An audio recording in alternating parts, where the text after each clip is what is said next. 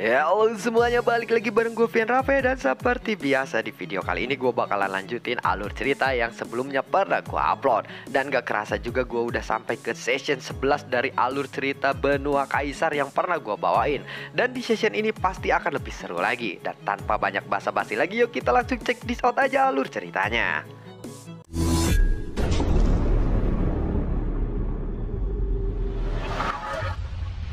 Di episode sebelumnya, Sui Xian telah menyerang benua Kaisar. Pada saat ini, Sui Xian berhadapan dengan Xiao Wudian. Namun tidak hanya sampai di situ, masih banyak tokoh yang akan bermunculan lagi dan membantu Xiao Wudian. Di antara mereka adalah perwakilan dari berbagai klan. Pertama, klan dari Pinik Api, Chen Bufan dari Liga Sangmen, Yao Aotian dari klan Yao. Namun tidak ada Xiao Xiao dan juga Xiaolin di sana. Cailin atau Xiao Aoyi Xian juga belum terlihat pada saat ini. Semua orang telah masuk ke arena pertempuran, tetapi kekuatan mereka secara keseluruhan masih terlalu lemah. Dalam pertempuran yang sengit seperti ini, partisipasi mereka tidaklah terlalu berpengaruh.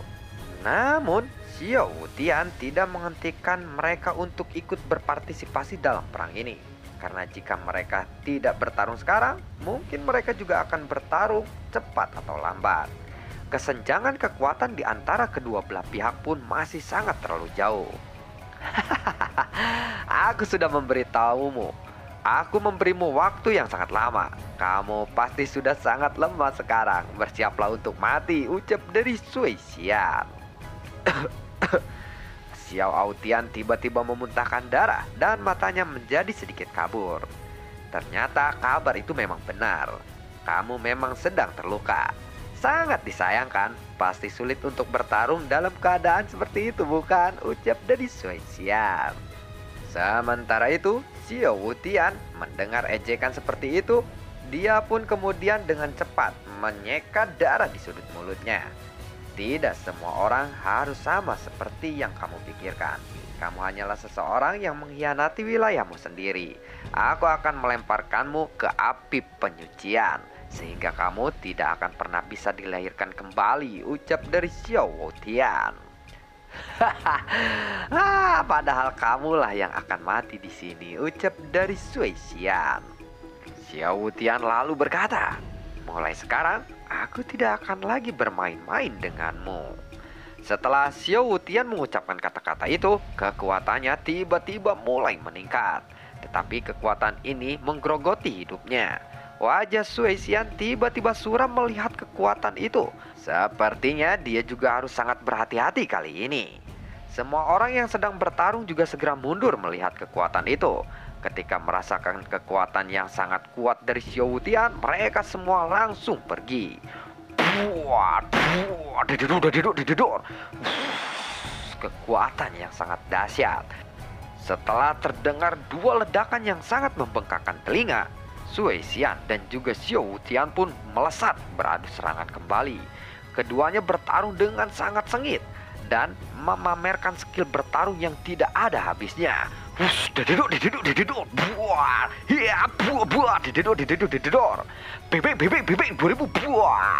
Dengan setiap kali Xiao Wudian menyerang, darah dari mulutnya pun meluap terus-menerus, seakan-akan kekuatannya menggerogoti jiwa dan dirinya sendiri.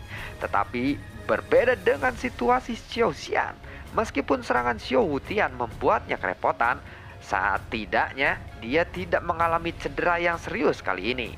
Jadi dia hanya perlu bertahan saja sampai kekuatannya habis. Setelah beberapa saat kemudian, keduanya telah menyerang hampir 100 kali. Xiao Wudian lagi-lagi meludahkan darahnya saat menyerang. Kamu telah berakhir.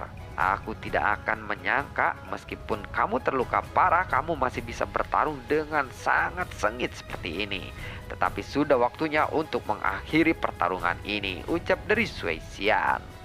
Dia dengan cepat menyeka darah di sudut mulutnya. Jelas serangan dari Xiao Wudian ini masih melukai Sui Xian. Tiba-tiba sebuah cahaya darah melesat ke arah Xiao Wudian.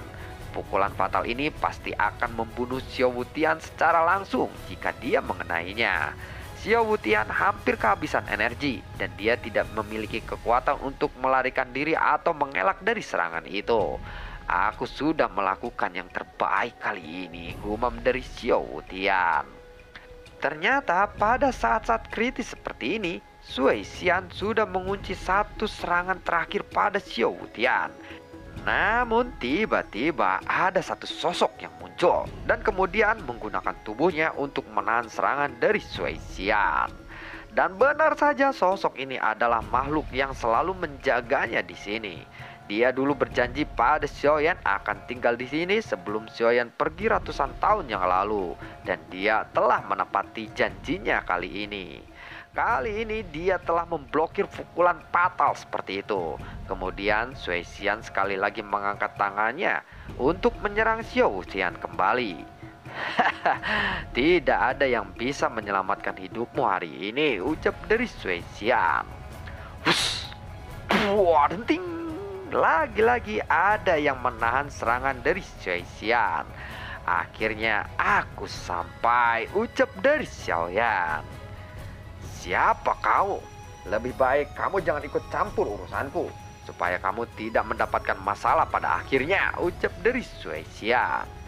Hei, mengapa aku tidak boleh ikut campur kali ini? Jawab dari Xiaoyan atau Xiao Feng. Pada saat ini Xiaoyan menutupi wajahnya dengan jubah hitam. Jadi Sui Xian tidak bisa melihat penampilan dan ekspresi spesifikasi dari wajah Xiaoyan kali ini. Xiao Wutian merasa sangat gembira saat ini. Dia berpikir bahwa orang yang menyelamatkannya itu adalah Xiaoyan. Tetapi saat ini dia merasakan fluktuasi aura kekuatan tiga sosok. Dia merasakan sedikit asing dengan tiga aura ini. Ini bukanlah masalah sepele. Kami berasal dari dunia tengah. Jika kamu tetap berani menggangguku, maka aku harus membunuh kalian semua, ucap dari Sui Xian. Kenapa? Apa menurutmu bagus jika kalian berasal dari dunia tengah? Apakah aku akan takut dengan itu? Jawab dari Xiaoyan. Aku tidak tahu dari mana asal kalian, tetapi tidak peduli seberapa kuat kalian, aku menyarankan kamu untuk segera pergi dari sini, ucap dari Sui Xian. Sepertinya kamu terlalu berisik, ucap dari Xiaoyan. Hanya seseorang Dausian bintang 9 saja berani bertindak arogan seperti itu di depanku. Luar biasa. Segera setelah itu, momentum yang kuat dari Sui Xian pun tiba-tiba meledak. Pada saat ini, Liu Er yang telah menonton di belakang Xiaoyan melangkah maju. Momentum kekuatan yang mengejutkan dari tubuhnya pun meledak tiba-tiba. Melihat pemandangan ini, Xiaoyan merasakan sedikit keraguan di dalam hatinya. Liu Er telah mencapai tingkat Feng Tinggan, tetapi mengapa kekuatan rancang masih tetap di tingkat Dausian? Itulah yang dipikirkan oleh Xiaoyan sebelumnya. Saudara ke-9, kamu hanya tidak tahu saja kalau Liu Er sebenarnya pernah hampir terbunuh oleh rancang. Apakah kamu pikir bahwa rancang hanyalah Dausian biasa? Ucap dari Ken Yun yang melihat kepanikan dari Xiaoyan. Oh, aku benar-benar tidak tahu soal itu, jawab dari Xiaoyan. Ya, kamu tidak perlu meragukan rancang. Bahkan masih ada jiwa yang sangat kuat yang tersegel di tubuhnya. Permaisuri saja secara khusus memberikan segel itu. Segel itu kuat dan sangat menyegel jiwanya. Tentu saja ini membuat kekuatannya menurun sementara waktu, ucap dari Ken Yun. Lalu bagaimana dengan Yi Fengyu? Tanya dari Xiaoyan lagi. Yi Fengyu, kalau dia sih situasinya berbeda lagi, ucap dari Ken Yun. Saudara ke-9, ngomong-ngomong, apa yang sebenarnya kamu ingin lakukan di tempat ini? Ucap dari Liu Er yang tiba-tiba berbalik. Oh ya, aku belum memberitahu kalian. Kita harus menyelesaikan pertempuran ini dulu, ucap dari Xiaoyan. Karena Sui Xian merasa bahwa Liu Er lebih kuat daripada Xiaoyan, Xiao Xian pun lalu penasaran dengan Liu Er. Siapa sebenarnya kalian? Kami berasal dari dunia Dewa Darah, dari dunia tengah. Jika kau berani menghalangi kami, dunia Dewa Darah pasti akan datang untuk memburu kalian semua, ucap dari Sui Xian. Dari kata-katanya, Sui Xian sepertinya sedikit takut. Dia berniat ingin melarikan diri. Dunia Dewa Darah? Nama ini belum pernah aku dengar sebelumnya. Kurasa tempat kalian itu tidak berperingkat di dunia atas sana, bukan? Ucap dari Liu Er. Tiba-tiba satu armor set hitam muncul di tubuh Liu Er. Saat berikutnya, sosok Liu Er berubah menjadi bayangan hitam yang sangat aneh dan kekuatannya pun kemudian menghilang. Hus! Setelah terdengar suara angin yang berhembus di langit, terlihat garis tipis cahaya keemasan muncul di udara yang kemudian menyapu langit dengan sangat cepat. Buar! Cahaya keemasan itu tersapu secara instan ke arah 100 orang pasukan dari dunia Dewa Darah. Dalam sekejap pasukan itu langsung bergelimpangan. Padahal sosok Liu Er sama sekali tidak terlihat. Hanya terlihat bayangan hitam yang samar saja. Pada saat ini ekspresi dari pasukan dunia Dewa Darah yang masih hidup pun terkejut. Mereka benar-benar ketakutan oleh sosok Liu Er. Bahkan sosok Sui Xian pun melihat itu, dia merasa ngeri. Dia pun segera kabur menuju kapalnya untuk segera melarikan diri. Namun baru saja Sui Xian pergi hampir 100 kaki, dia melihat ada sebuah benang emas yang sangat tipis. Jika saja tidak ada noda darah dari benang itu, pasti sangat sulit terdeteksi apa yang telah melesat ke arahnya. Dia pun tidak bisa melihatnya dengan mata telanjang. Namun karena adanya noda darah, Sui Xian pun jadi menoleh dan melihat ke bawah ke tempat terjadinya ledakan. Ratusan orang dari pasukan Dewa Darah itu semuanya telah diikat. Menyaksikan pemandangan mengerikan seperti ini, Sui Xian pun sadar bahwa dia tidak akan mungkin bisa untuk melarikan diri dari tempat ini. Tunggu dulu senior. Senior, tolong maafkan aku, ucap dari Sui Xian. Melihat itu, Xiao Wutian lalu berkata, kamu benar-benar menyedihkan. Setelah nyawamu merasa terancam, kamu berlutut seperti itu. Begitu tidak tahu malunya dirimu, ucap dari Xiao Wutian. Hus, pring. Tubuh Sui Xian pun benar-benar terbelah menjadi banyak bagian oleh benang emas dari Liu Er. Semua jiwa orang-orang dari dunia darah pun mengambang di langit. Mereka semua telah mati oleh Liu Er sendiri. Liu Er akhirnya muncul secara perlahan. Lalu dia menatap jiwa-jiwa yang berkeliaran di langit. Tetapi dia tidak mengambil tindakan apa-apa saat ini. Pengalaman hidup ini akan memberikan kalian kenangan agar kalian bisa belajar dari kesalahan kalian, ucap dari Liu Er. Tidak ada yang mencoba menangkap jiwa mereka yang bergerak, sama seperti angin. Padahal setelah mencapai Dausian bintang 5, jiwa-jiwa ini akan memenuhi syarat untuk bisa bereinkarnasi di kehidupan selanjutnya. Namun sosok Xiao Wutian segera melesat dan membunuh jiwa-jiwa yang melayang di atas langit itu. Dia mengkhawatirkan mereka akan terlahir kembali. Tetapi pada saat ini Xiao Wutian akan bersiap untuk bergerak lagi. Tiba-tiba dia memuntahkan darah. Tubuhnya pun menjadi rapuh dan ekspresi wajahnya menunjukkan kelemahan yang tidak keberdayaan. Xiaoyan menyaksikan situasi tragis itu. Dia pun segera pergi ke arah Xiao Wutian untuk membantunya. Tolong bantu aku untuk menghapus jiwa-jiwanya secara sepenuhnya, karena pria ini adalah pelaku yang menyebabkan benua kaisar ini jatuh di dalam bencana yang mengerikan seperti ini, ucap dari Xiao Wutian. Saat Xiaoyan mendengar kata-kata itu, matanya tiba-tiba menyempit dan ada 5 cahaya terang yang muncul di matanya. Swing! Cahaya itu menuju ke arah jiwa-jiwa Sui Xian dan para pasukannya. Dadiduk. Buar! Dengan ini, Sui Xian pun tidak memiliki kesempatan untuk bereinkarnasi di kehidupan selanjutnya, karena jiwanya telah benar-benar hancur total. Tuan, terima kasih karena telah menyelamatkan benua ini, ucap dari Xiao Wutian. Xiaoyan kemudian melihat sekelilingnya. Lalu dia keheranan karena tidak ada yang melihat istrinya atau Cailin. Tentu saja ini membuatnya merasa khawatir. Namun karena kali ini dia sedang menyamar, dia tidak bisa mengungkapkan kekhawatirannya ini. Tidak apa-apa senior, ini hanyalah masalah sepele. Jadi jangan terlalu sopan kepada aku, ucap dari Xiaoyan. Xiao Wutian diam-diam memperhatikan mereka bertiga untuk memastikan apakah yang menolongnya ini adalah Xiaoyan atau bukan. Namun setelah memperhatikan beberapa kali, dia dapat memastikan bahwa yang menolongnya ini bukanlah Xiaoyan. Penyamaran Xiaoyan kali ini benar-benar sangatlah sempurna. Aku kira bocah itu akan datang menyelamatkanku. Apakah dia baik-baik saja di sana? Gumam dari Xiao Wutian.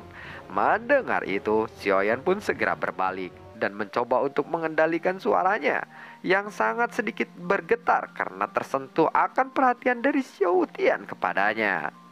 Yakinlah senior, bocah itu pasti akan baik-baik saja sekarang. Jadi Anda tidak perlu terlalu khawatir kepadanya. Sekarang dia sedang berlatih dan dia akan kembali suatu saat nanti, ucap dari Xiaoyan. Hei, tentu saja. Terima kasih Tuan. Terima kasih banyak, ucap dari Xiao Wutian.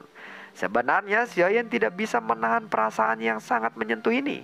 Ini adalah kota kelahirannya. Kehangatan dari orang-orang di sini tidak ada yang bisa menggantikannya.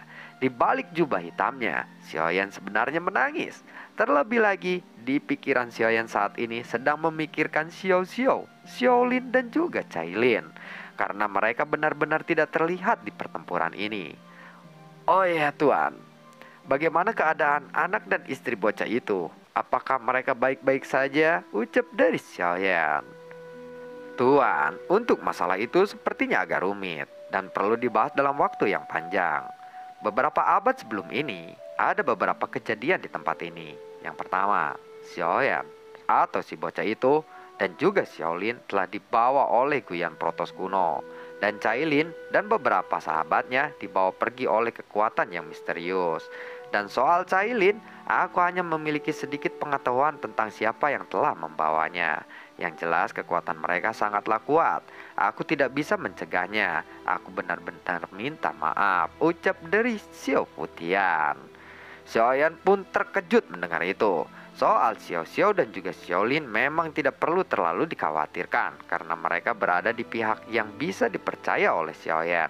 Tetapi Cailin ini masih tidak diketahui keberadaannya. Inilah yang membuat Xiaoyan sedikit kebingungan. Terlebih lagi bukan hanya Cailin yang dibawa oleh kekuatan misterius itu. Sahabat Xiaoyan juga Cailin telah dibawa, yaitu dokter peri kecil dan juga Yun Yun yang ikut dibawa oleh mereka. Inilah yang ada di pikiran Xiaoyan pada saat ini.